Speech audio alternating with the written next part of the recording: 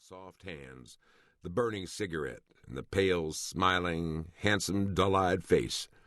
His gaudy cowboy outfit for the nonce disappeared. The last puff from one of those expensive cigarettes was now blown languidly forth, and Jargan snapped the butt high into the air and turned his head a little to watch its course. It was the blue time of the evening of that spring day. In the west there was still a strong blur of color, but all the rest of the sky was deepest blue, and the mist in the pretentious square around which Bighorn was built was blue also, and the statue of Columbus in the center of the square was withdrawn to a greater distance by that same blue haze. In the beginning, Bighorn was founded with great hopes. It was to be a rich metropolis. Its central life was to turn around this square. But alas, for great hopes, the metropolis failed to grow. There were not even enough houses completely to surround the square. They merely outlined its magnificent dimensions with sketchy strokes here and there. Having watched the falling of the yellow-burning cigarette butt against the thickening twilight, Jargan allowed his careless eye to roam over the houses of the square. They were not beautiful, and Jargan loved beauty, but he endured in Bighorn partly because it had something more than one narrow, dust-blown street to look out upon, and partly because it lay in a region of golden sunshine, eternally warm sunshine. The sun was necessary to Jargan's happiness. Without it, he withered like a tropical plant. He had been known to walk bareheaded through its noon blaze, yet his skin remained pale. Indeed, he was an exotic, a strange fellow, and he was so equipped by nature that at every pore he could drink up physical pleasure.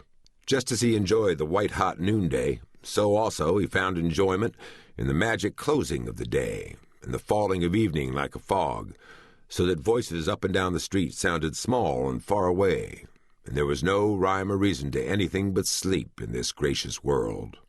He had lain there smoking with closed eyes. Thin wisps of dust trailed through the air from time to time. But even this was not unpleasant to him, for he could detect the strange, biting tang of the alkali in that dust, an odor that whipped into his mind the terrible picture of the dead desert.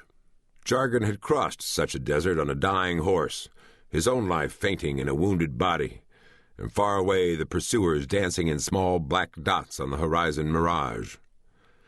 Now the scent of the alkali brought that old torture burningly home to him.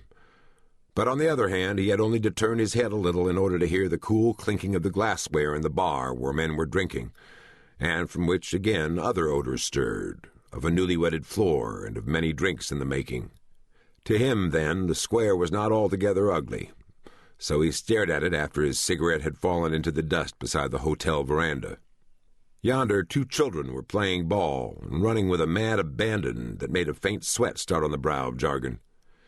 His heart was in more perfect accord with yonder peak-hatted fellow who lounged beside the great statue of Columbus that a rich and drunken miner had donated in a careless moment.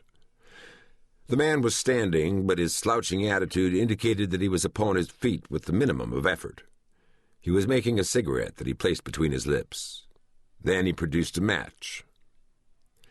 The smooth brow of Jargan gathered in the slightest frown. Something annoyed him in that sight. He did not know what. The man's hand moved in a wide arc as he struck the match against the base of the statue. Then he lit his cigarette. The evening was sufficiently dim to make the flare of the match quite visible even at that distance. Jargan frowned more deeply. He was expectant of something else, but what? The fellow now walked away, and Jargan followed him with intent eyes. He crossed the square. He came up the hotel steps. He walked down the veranda, a tall, slender-hipped, wide-shouldered man with the dark skin and the smoky eyes that betray Indian blood. He looked like a Mexican. He might very well be from the south of the Rio Grande. Yet there was a difference. He had an excessive and stiff-necked dignity, for one thing. Altogether, he impressed Jargan as being a novelty among cowpunchers, in spite of the Catholic conformity to custom of his outfit. Jargan rolled back in his chair again. It was his special chair that no other man in Bighorn presumed to sit in, even when Jargan was not on the veranda. It was made with a long, low-reclining back, and there was an extension in front upon which he could rest his legs. Now he stretched his arms along the wide arms of the chair and felt the comfortable support pressing against him.